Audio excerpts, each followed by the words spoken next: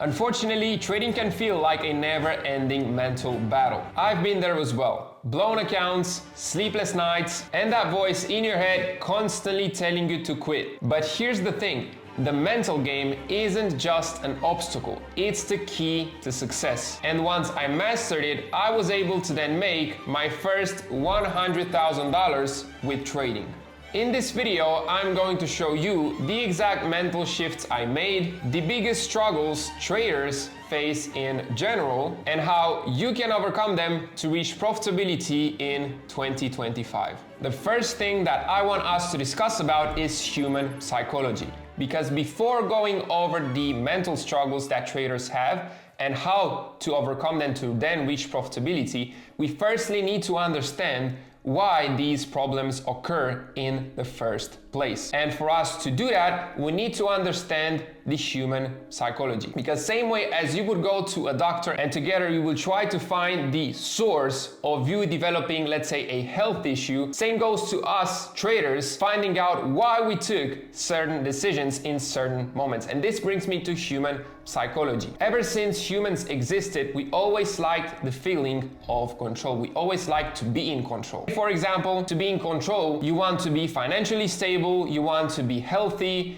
you want to provide for your loved ones and spend quality time with them. And then of course, if you're not able to do this, you will then feel panic and uncertainty. And this plays a huge role in trading because it's the source of most decisions you take as a trader. And this is the main reason why 90% of people that get into trading fail. Knowing that, for example, if you click the buy or the sell button without an analysis behind, you should have a 50% chance of winning. You would think that maybe 50% of the people that get into trading succeed, but only 10% of the people that get into trading succeed. Why? Because of the human psychology. We as humans like to feel in control. And this brings me to the first huge mistake that traders make. Because we like to be in control, we don't like to aim for daily or monthly targets. We think of trading as a normal job. Like, I want to do X amount today and I want to be up $10,000 for this month. I want this to be my salary from trading. And quite frankly, that right there is not and will never be possible. You cannot expect certain amounts every single day. You cannot show up to the chart and say, today I want to make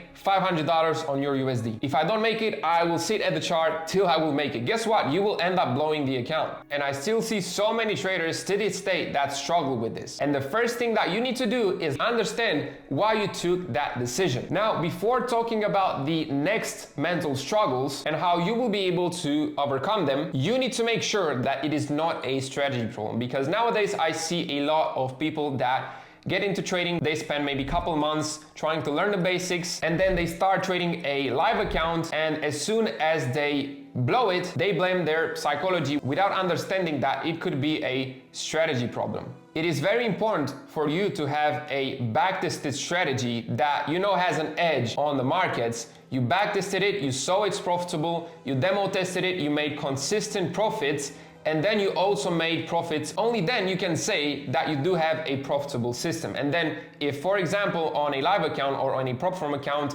you cannot be profitable, then yes, it definitely is because of the psychology. So back to what I was saying, it is very important to make sure that it is not a technical issue. If it is, this in my opinion is the easiest part. All you gotta do is search for a mentor. You guys know that I always suggest you to have two criteria for this. First one, search for someone that has already done it. Same way as you would go to the gym and you would like to learn from someone that is already fit. You would like to learn from him how to get fit. And second criteria, look for someone that you resonate with. After that, go ahead, learn his system, backtest it, make sure you understand it, make sure that it suits to your schedule and style. And if the backtest is profitable, go on a demo account, trade it as well, and only afterwards take it to a real account. And on that note, since I still have some mentoring slots available for this month of January, and if you think that I am that person that you resonate with and you would like to work with, you should click the first link down below in my video description, apply for my mentoring program, and if you qualify, you will be able to work with me one-on-one, learn my strategy from A to Z, join my private group where I share my trades daily, and ultimately you will be able to achieve results like this, or like this, or like these. Now that we've got this out of the way and you're certain that it is not a technical problem, I will now share with you the most common obstacle. and that is revenge trading. I still see so many people that have trouble with this. They get into a trade, they lose it, and as soon as they lose it, they click the buy or the sell button again because they want to make up the money that they lost. And guess what? That leads to a blown account. This brings me back to the first thing that we've discussed about, human psychology. Why did they press the buy or the sell button right after they lost the trade? Because they want to be in control. They want to immediately make back the amount that they lost. And this is what makes them revenge trade. Because like I said, in order for you to resolve your issues, you need to identify the source of that issue. And then there's people that force trades just to be in a trade, to get that dopamine hit. I was there as well. Trading can be addictive, right? When you are in a running trade, especially if it's on those lower time frames, you get a massive rush of dopamine, and that right there can create addiction. But guess what? This again leads to blown accounts, because in your mind you think that this is something positive, that you being in trades is something positive that will then bring you something good. Because in your head you're like, the more time I spend on the charts and the more I look for trades, the more I am in some trades. You trick yourself to think that it's a good thing because you're basically fighting for that profit, when in fact it is very self-destructive. And then what I see people do next is always looking for quick fixes. Again, this was my case as well. Everything I mentioned in this video, I went through it as well. People then like to look for quick fixes, like for example, blaming the strategy or adding another confluence just to get a feeling that you adjusted something and now you can try it again. But guess what? You will try it again and you will do the same thing. You will blow the account because you look for a quick fix. In order to go to the source and understand why you took those decisions and why it wasn't good, you decided to take a quick fix, to blame the strategy, to hop onto a different strategy, and this is how you start strategy hopping. That again will cost you a lot of time, money, and stress. Now that we've discussed about the struggles, it's time for you to take action and overcome them by applying the things that I will mention now. First thing that you need to do is that you need to limit your chart time. Understand that it is not needed for you to stare for 8 hours in a row at the charts. You need to start activities, hobbies, go to the gym, join a football team if you want, if you enjoy football. Pick up some activities that will help you detach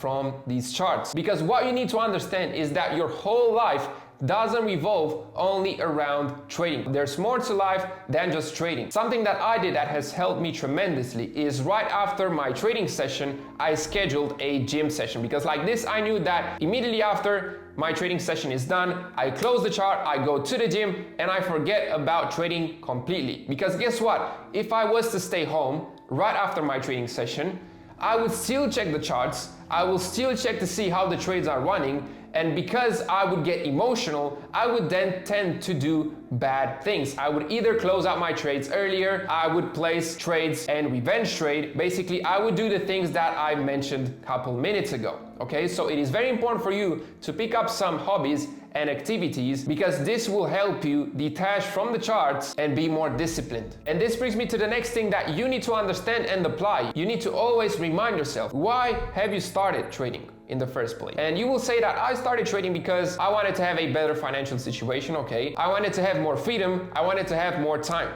Well, you're not acting like it. You're not acting like it with spending 10 hours a day in front of the charts. Okay? Ultimately, you completely forgot why you started. You started to have freedom, but instead, you spend more time on the charts than you used to at your job. So you can see how important it is for you to ask these questions and always remind yourself why you have started, because this will then help you stick to your plan. Another thing that you should consider doing is, after applying all of these things that I've just mentioned, you should also consider to start focusing more on quality over quantity.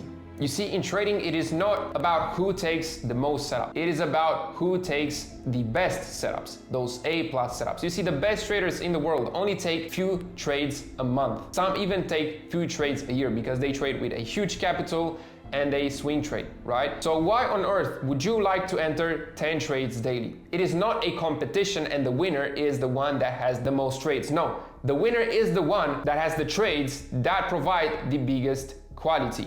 and therefore the biggest win rate. Trust me, if you implement this, if you focus on taking more A+ setups and avoid the ones that are less probable to win, trust me, you will see a huge spike in terms of profitability. Next thing that you should do is right after you watch this video, you should write down a step-by-step plan based on everything that we've discussed in this video. Have this paper or journal at your desk where you will be able to see it daily, and step by step follow everything that you see there. And of course, if it helps, in the future you can always revisit this video and rewatch it as many times as possible if you think it helps. And lastly, you need to have a strict and easy to follow risk management plan. What do I mean by this? It needs to be extremely simple. Like I said, first things first, how much am I risking per trade? Is it 1%? Is it 2%? Is it 0.5%? Establish that and stick to it no matter what. Secondly, do I have a max loss rule? Okay, if I'm losing